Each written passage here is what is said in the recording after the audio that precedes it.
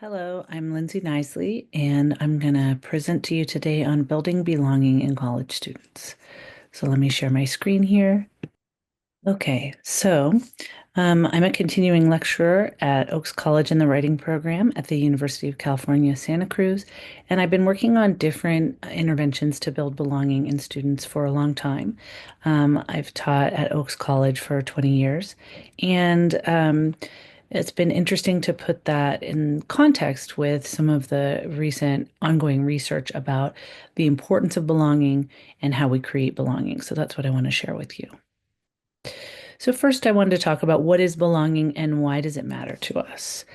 Um, and I really like this quotation from Susie Wise, who wrote a book called Design for Belonging. And she says, belonging is the key that unlocks the best in everyone. So that's good for us to have in mind as we go forward here. Kids who feel they belong learn better in school. Elders with a sense of belonging stay healthy and aware. Immigrants who belong thrive in their new communities. Having a sense of belonging leads to flourishing in every environment and group, big and small, from your home to the culture at large. There was a recent 2024 national report assessing belonging, and that's called the Belonging Barometer. And in the Belonging Barometer, they describe the elements of belonging. Um, so, Belonging is a basic need, a basic human need, and it's can be a little bit hard to grasp. We know what the word means, but it's useful for us to have some definitions here. So these are some elements of belonging: feeling emotionally connected, feeling welcomed and included, perceiving that one is able to influence decision making, feeling able to be one's whole and authentic self, being valued as a person and for one's contributions, being in relationships that are as satisfying as one wants them to be, feeling like an insider who understands how the environment works, and that's key for students adjusting to college, feeling comfortable expressing one's opinions, being treated equally, and feeling that one truly belongs. So that can help us start thinking about times when you have felt belonging, times when you haven't felt like you belonged, and especially connected with your experience of schooling and as instructors, how we can build a sense of belonging because it's a really critical part of the college experience. This is a great image for us, also from Susie Wise's Design for Belonging.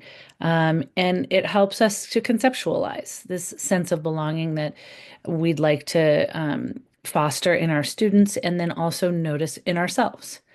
So, how does belonging feel? Being seen and heard, being alive, being a part of something, being honest, being comfortable, experiencing validation, being in a good place, and being invited. So these are elements that we can think about making a critical part of our classrooms, in person or online. These are all elements that we can increase the sense of in our students. So why is it important for instructors to build student belonging? I'm taking some quotations here from a great book called Relationship Rich Education from 2021. And I recommend that everyone read it when you have time. And it's interesting to think about relationships as being a central element of especially a successful educational experience for students. So that's the premise of the book.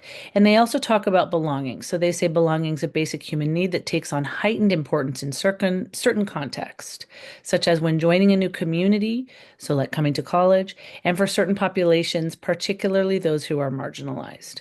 Research illustrates that students' sense of belonging is a consequence of mattering, of sensing that they're respected and cared about, and that their presence and contributions make a positive difference to a particular community.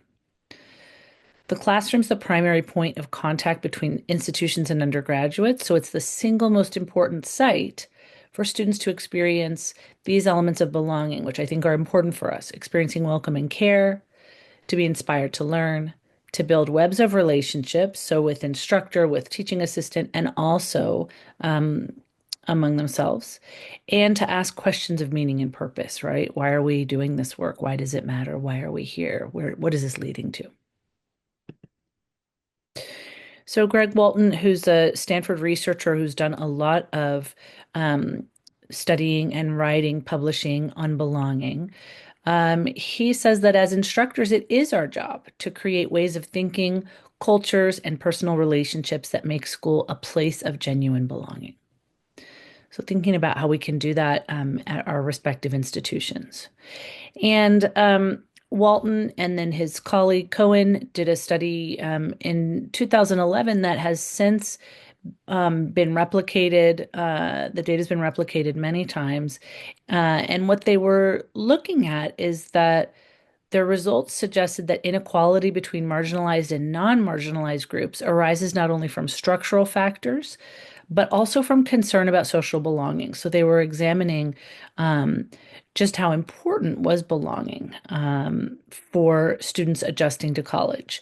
And they created a brief social belonging intervention, and it was so powerful that it improved the academic performance, self-reported health, physical health, and the well-being of ethnic minority students over 3 years. So they came back and checked in on the health and well-being of the students and academic performance.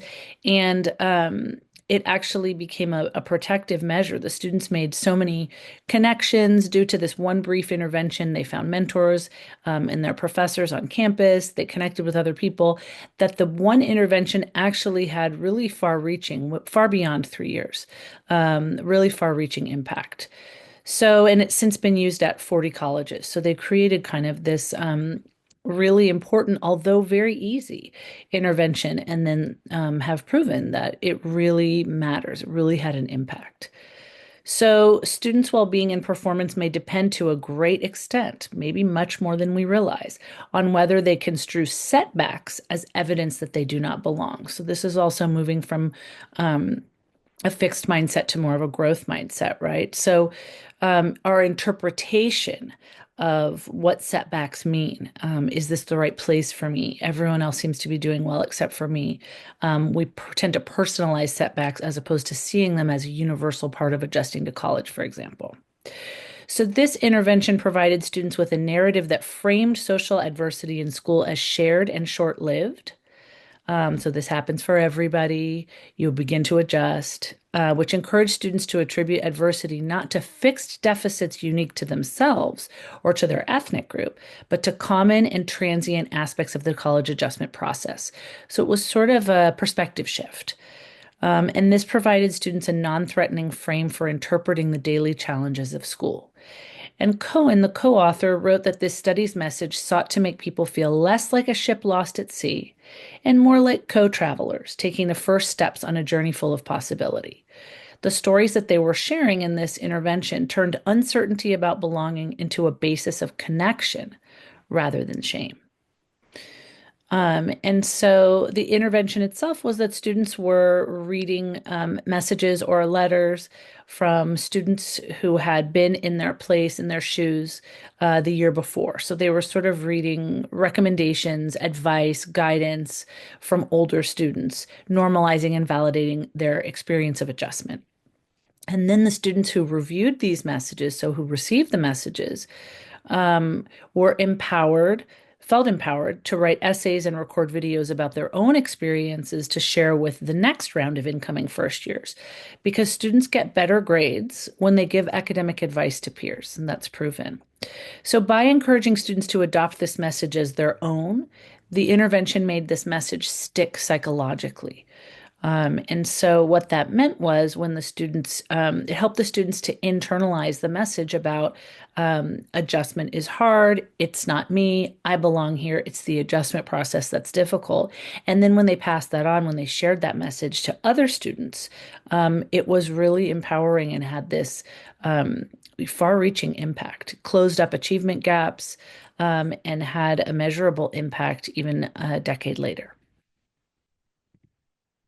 So how can instructors build belonging, right? We've seen what belonging is, why it's important, the far-reaching impact of doing even a brief belonging intervention in class. Um, In relationship-rich education, the authors say student-faculty interactions are the single most significant factor in positive educational outcomes for students of color and are also especially significant for first-generation students. And that's the population that I'm working with at Oaks College at UC Santa Cruz. Most of our students are students of color, and many of our students are first-generation college students. And they also caution, because they didn't want to scare instructors away thinking that we had to do an enormous amount of extra work. So they cautioned us that instructors don't need to go beyond their professional role to support student well-being. They just need to give more attention to the social dimensions of learning that are within their role.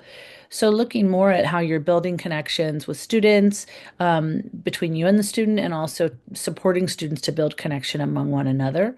So giving more attention to the social dimensions of learning that are within our roles as instructors. So here are a number of different instructional interventions that you can do to increase your student's sense of belonging. You may already be doing a number of these things, which is fabulous. But this is a helpful list for us to work from, because each of these things, I share information with you on how to do some of these things. In my resource folder at the end of our presentation, you'll have access to that. And these are things that maybe you've thought about doing but never have before. So this can be helpful for us to see, oh, these small gestures, these small interventions can really make a difference. So posting a welcome letter or recording a welcome video on Canvas or whatever your learning management system is helps students feel invited and they feel a connection with their instructor when you do that. Assigning a project or survey where students introduce themselves to you. So in a large class, you could do a kind of an introductory survey. Sometimes instructors make these anonymous, because students give different feedback when it's anonymous.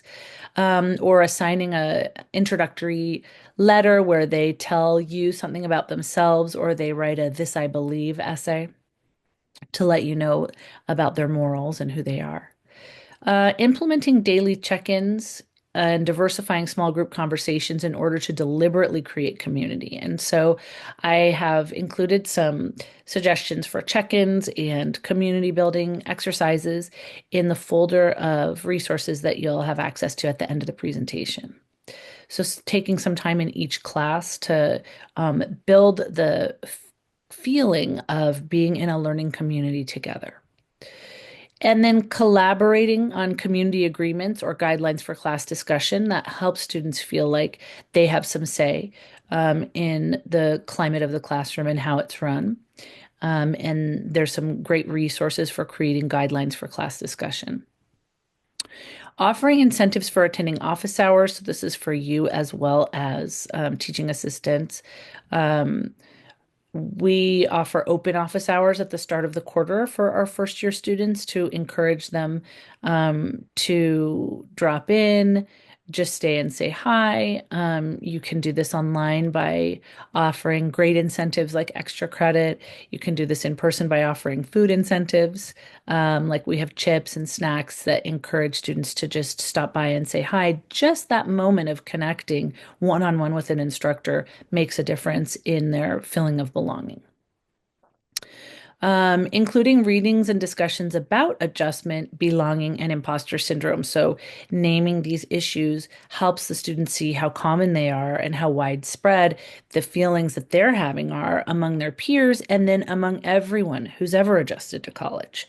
Bringing it into the conversation instructionally can be really helpful.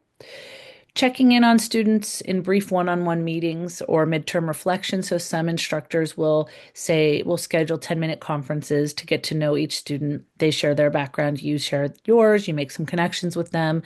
That can be really helpful. Midterm reflections can be a time where they talk about if they have missing assignments or work and what their plan is to make that up. It can be a useful check-in to make sure everyone is accounted for and no one's falling behind in your class.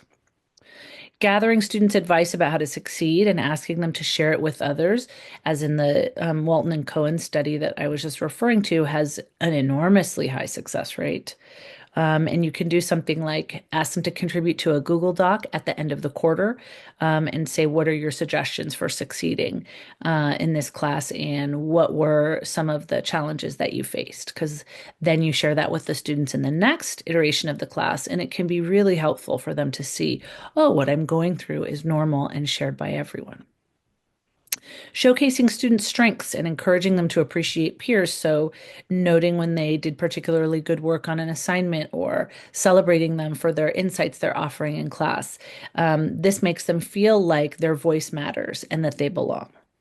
Sharing stories of how you experienced and overcame belonging uncertainty, which is the term for when you aren't sure if you belong, and has a lot of overlap with imposter syndrome. So, your own stories matter to the students. So, just talking about what it was like for you to adjust to college, or for you to feel like a lone face in a big classroom of other folks. And then talking about how there were things you could do. You utilized resources, you found a faculty mentor, you were able to create connections with peers in your classroom, whatever it may be that helped you to adjust to college. It allows them to see that what they're feeling is normal, and also that it's not insurmountable. Here are some common student concerns that can be addressed through belonging interventions. So, um, the belonging questions here are, I'm just going to zoom in so we can see it. And this is from a study called The Many Questions of Belonging. So the belonging question is, people feel invisible. And the question is, does anyone here even notice me? And the remedy for that from the instructional perspective is to recognize and acknowledge people. And they give you some examples of how supportive letters are helpful, for example, in making people feel seen. And then the belonging worry is that people feel disconnected. And their question there is, are there people here whom I connect to? So, what we can do as instructors is facilitate a sense of personal connection to other people in a setting, right?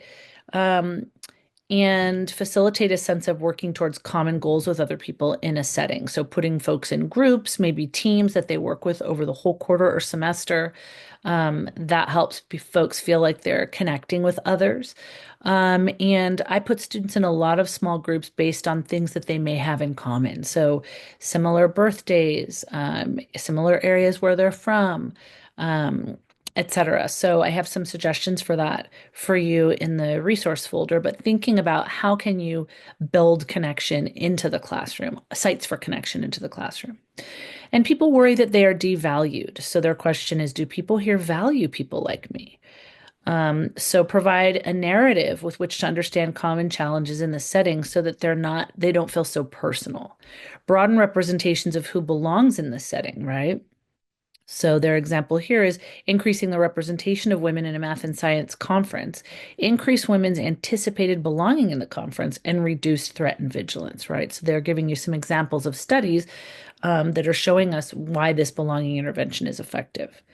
And representing specific institutional actions that could seem to threaten belonging so that they don't, right? So um, encouraging teachers to adapt an empathic rather than a punitive mindset toward misbehaving students, increase students' respect for teachers, and reduce suspension rates over an academic year. So, thinking a little bit about changing the approach so that students feel as though they are valued.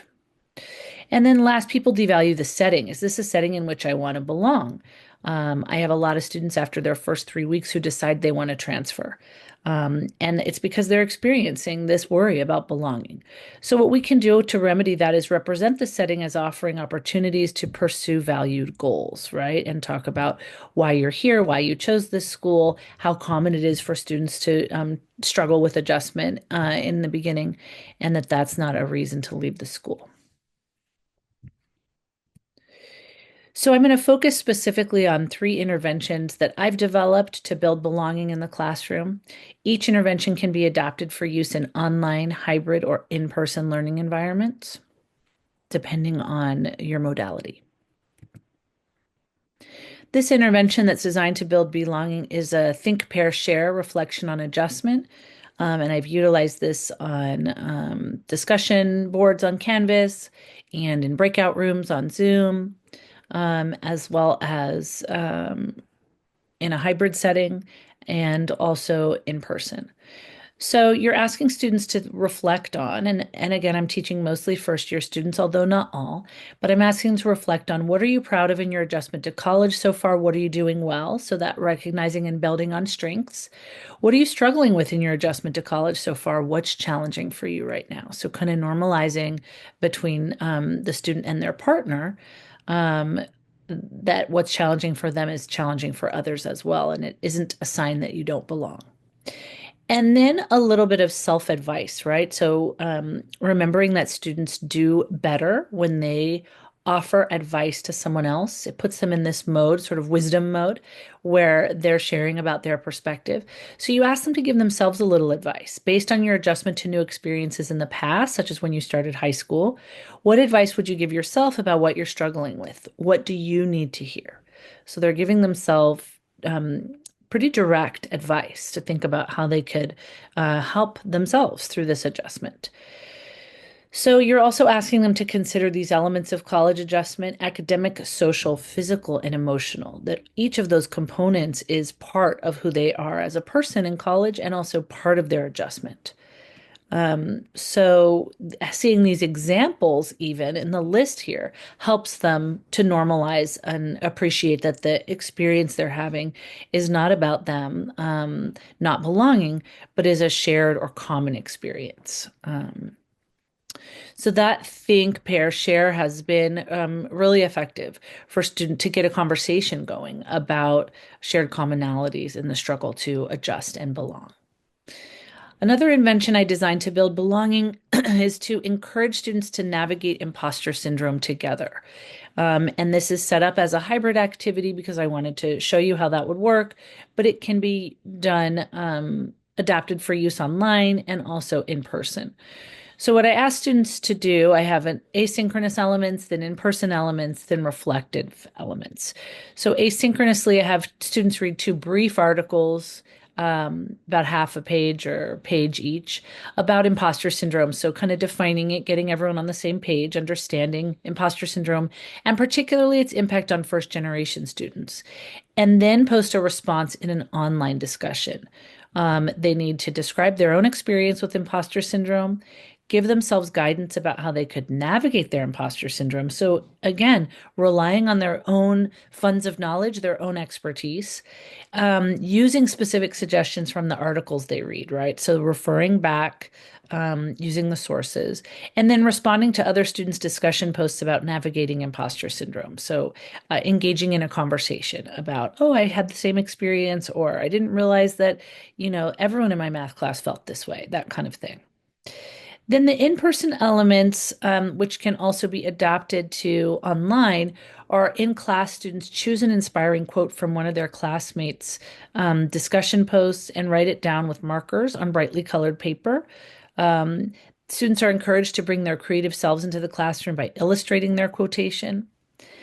So they draw little pictures and use color, and they get excited about working with markers and colorful paper and tape. And because the last thing they do is to tape their illustrated quotation on the wall of our classroom and walk around admiring the artwork and reading the quotes.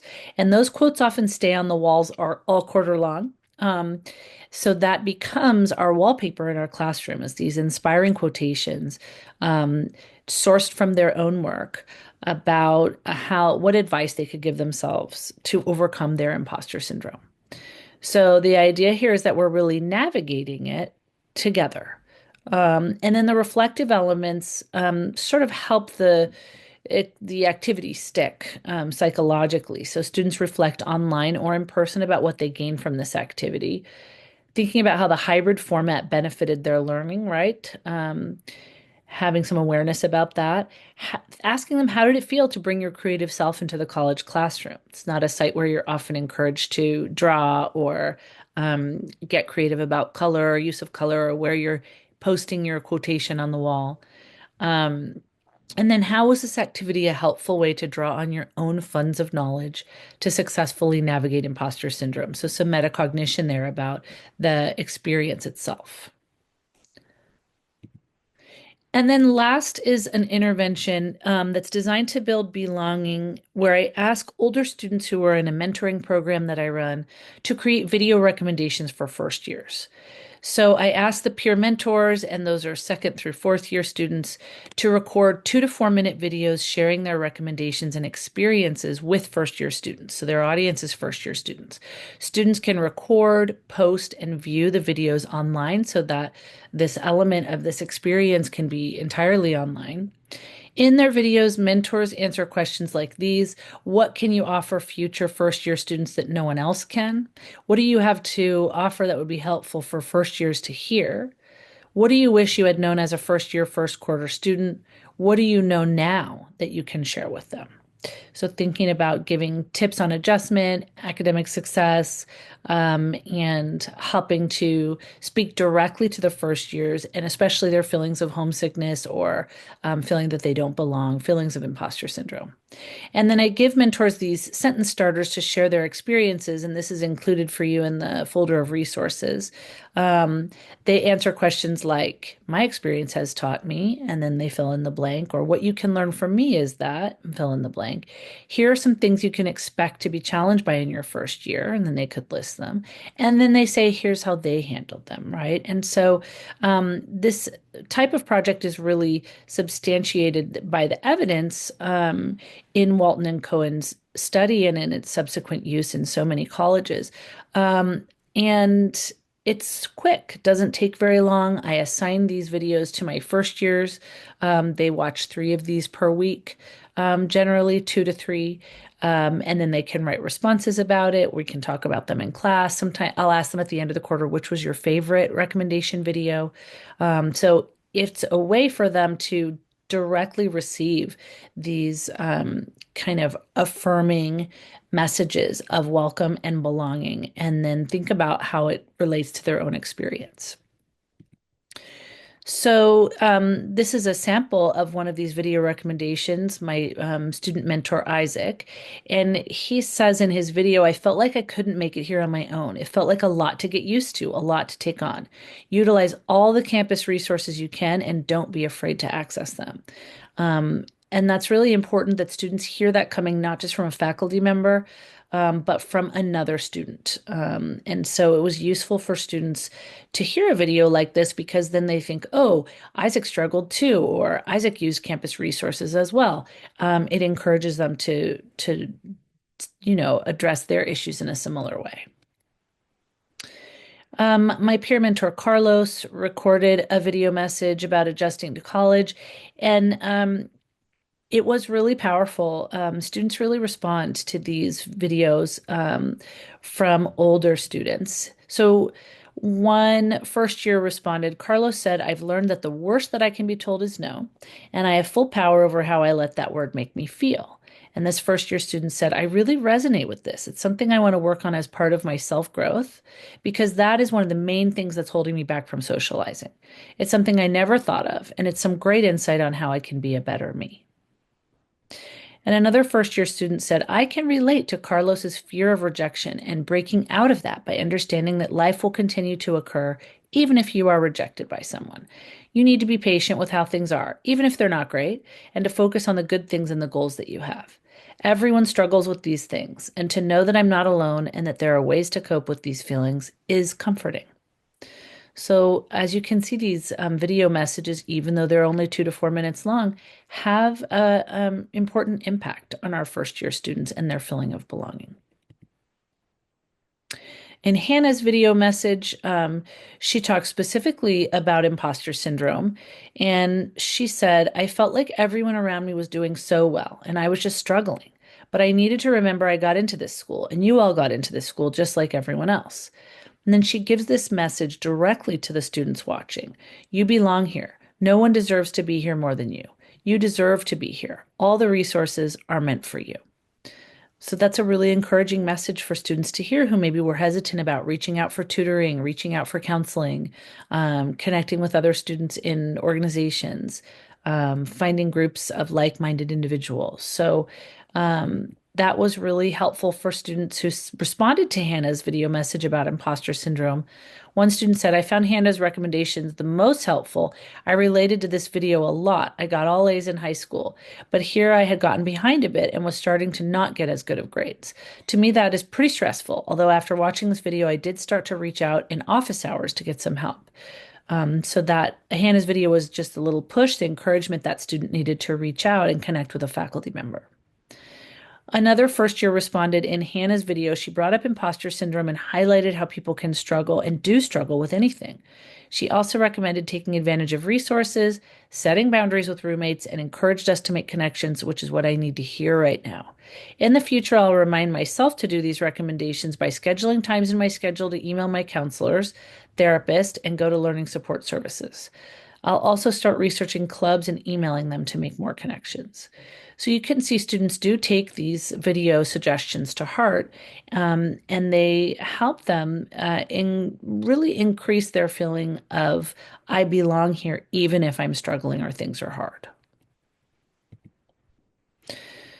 So I have a folder of shared resources for you, and you can access these by scanning this link to the materials, and that's resources on belonging you can download and use. It contains some of the exercises and activities I described in this presentation, as well as lots of other resources, books, articles, online sites to help support you in creating and fostering a feeling of belonging in your students. Thank you so much. You can email me if you have any questions or want to talk further about creating belonging. Appreciate that you are here listening.